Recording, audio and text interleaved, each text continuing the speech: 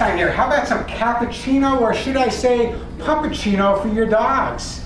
Hungry guys? Well, this isn't for you. These are all natural baked biscuits for your pet. Here I am today at My Pet Naturally, a healthy pet food store located in West Los Angeles. Here with me is the owner, Neil, who owns My Pet Naturally. Neil, welcome to the web. Hey, let me ask you a couple of questions. Now, Absolutely. Literally, there are hundreds, thousands of pet stores all over.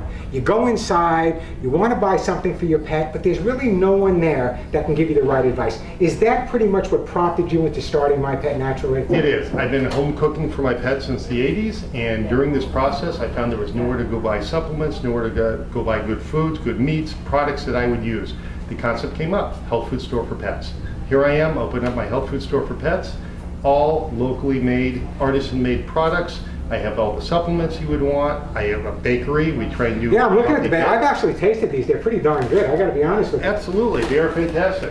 And people come in. I can't sell as a people food, but there's nothing wrong with it. People snack on them all the time. So now people go into a typical chain pet store, okay, and all over the pet store there's leashes, there's collars, and there's food. It's kind of interesting because even the regular brands of dog food now are trying to market themselves as natural food. So people get confused, but yet when they come into a place like My Pet Naturally, it's not only the products that are healthy, but it's the concept of the staff being able to educate the people that makes all the difference. Absolutely correct. I can tell you, my staff is not going to sit behind the counter going, "Are you ready to be checked out?" We're there to help.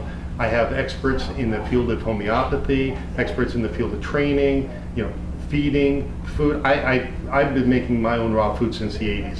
So you're into feeding, I mean, some people are not into it, but you're into feeding raw food. And if someone were to come in here with, let's say, a dog that has some type of food allergy, there's only a limited amount of stuff they can buy over the counter, but yet you can guide them into perhaps raw or homemade diets. Absolutely. I mean, I carry a vegetarian food. I have the raw diet, and absolutely the raw diet for me is something I believe in, but I have a whole gamut. I can go from A to Z, vegetarian all the way through turkey, chicken, rabbit, beef, lamb, venison, you name it, I'll come up with a diet that'll work. So in other words, this is the type of place where if you had a child, and let's face it, our pets are our kids, if you had a child that was suffering with allergies, or a child that wasn't eating properly, you would want to find out what's going to make that kid feel better. I noticed you even had a gluten-free product for pets. Absolutely. Most important, a lot of the allergies are coming from grain. When they make a kibble dog food, they have to use something to bind it. Grain-free still uses potato, they use tapioca, they use different products. Wheat, corn, soy, you name it, they use it.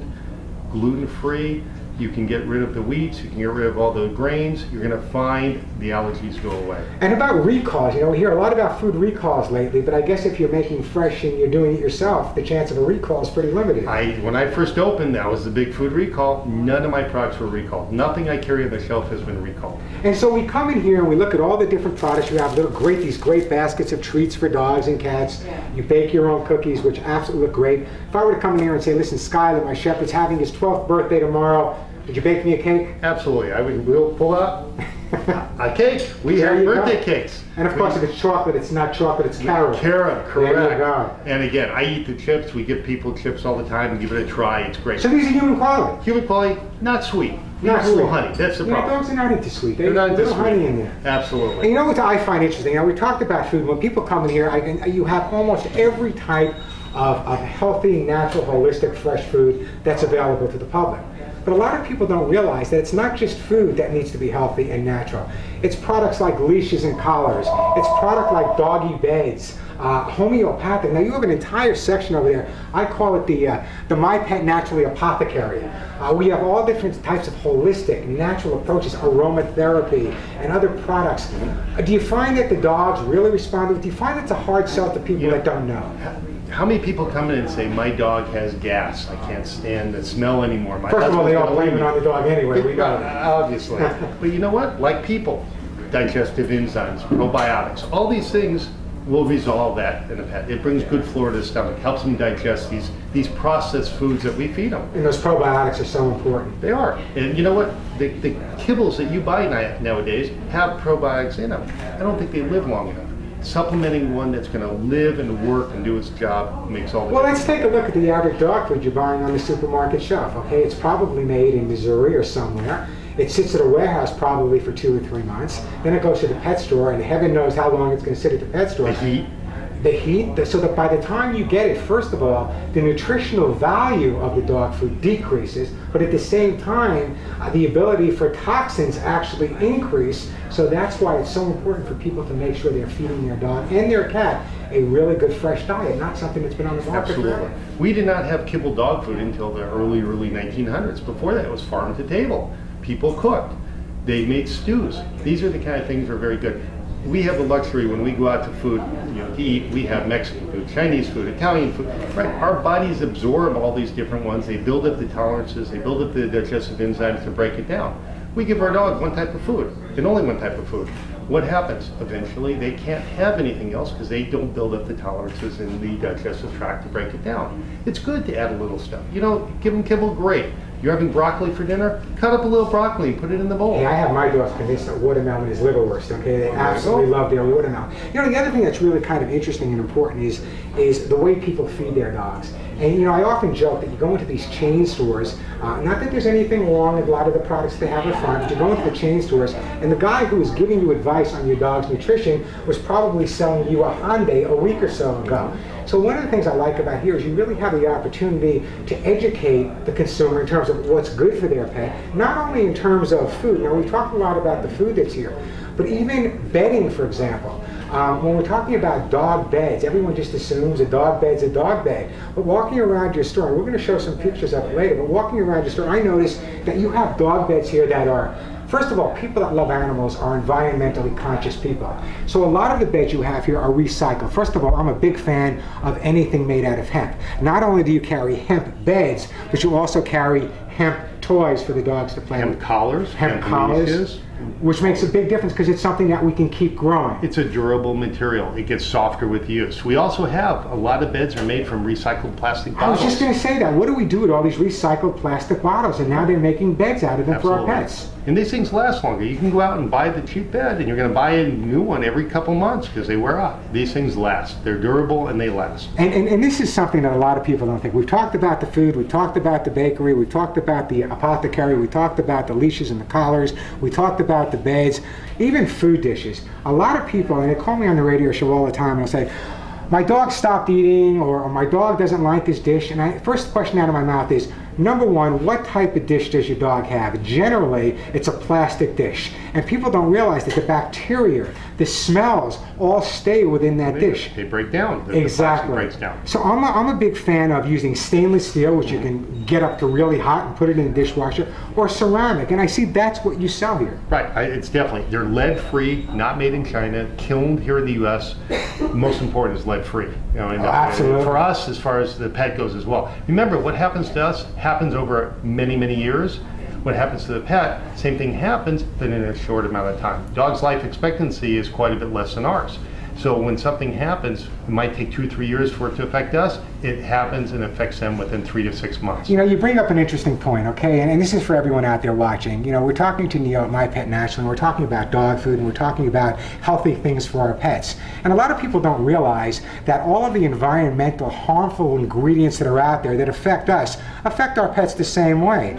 Their immune system is often suppressed by environmental issues. How many people out there realize that letting your dog drink water with chlorine is not a good idea? I filter my water for my dogs. I make sure they're getting everything that I get that's healthy for me.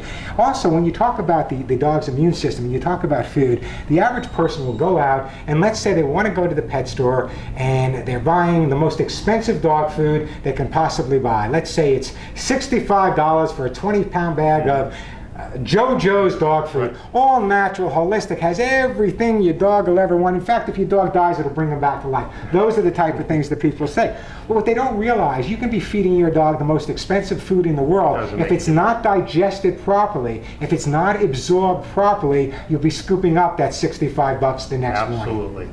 Absolutely. I have the big Leon burgers, as you've met. And when I feed them, what I scoop up is very little. Why? The dog digests and assimilates all the food, leaving very little. So actually, you can actually feed a little bit less. And we know that we have an obesity problem. I think 50-something% of dogs and cats in the U.S.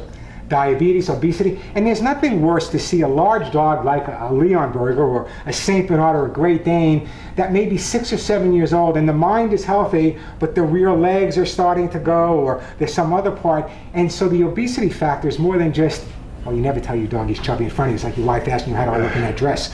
So the bottom line is that what you really have to do is remember that keeping your dog a good weight is really going to give them that quality of life. Absolutely. It makes their hips, their joints, everything about them. We as people, dogs are fine. It's us that think they're hungry. They're absolutely okay. When we feed them, it's because we think they're hungry. And if your dog is overweight, unless the dog has a thyroid condition or diabetes or some other problem, we are the controllers of the food. I love when people call me up, and you guys know who I'm talking to. You guys call me up and say, Warren, I don't get it. My dog is overweight. I don't feed him anything. He hardly eats. Well, let me explain something to you right off the bat. As far as I know, guys, air has absolutely no calories. So if your dog is overweight and there's no disease, chances are you're feeding him too much. Too many treats. Wait, you know, people don't realize if you give a 10-pound dog one cookie, that one cookie may have 150 or 200 calories. That's why stuff that's made fresh, like your baked goods, or again, like you said, my dog's favorite treat in the whole wide world, besides watermelon, is the snap peas. He absolutely loves the snap peas. Yet people they'd rather give their dog a biscuit that has all the artificial ingredients in it rather than give the dog that something. I mean, healthy. even my baked treats, I don't recommend a lot. It's a treat. It's a small treat now and again. When they do something right. So I'm coming in here for the first time. I'm walking into My Pet Naturally. I'm looking around and I'm saying, you know, this is not your father's pet store, guys. This is a whole lot different. People have a choice. They come in here, and it's not just the choice of brands.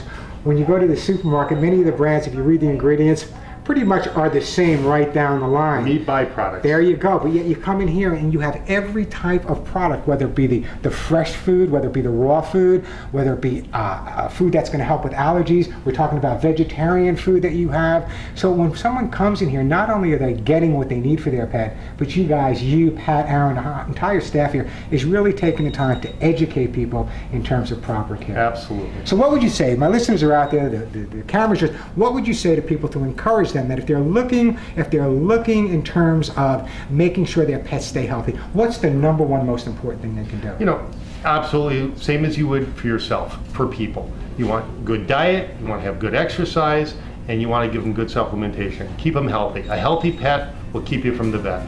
And every once in a while, bring them in here for a puppuccino and a cookie.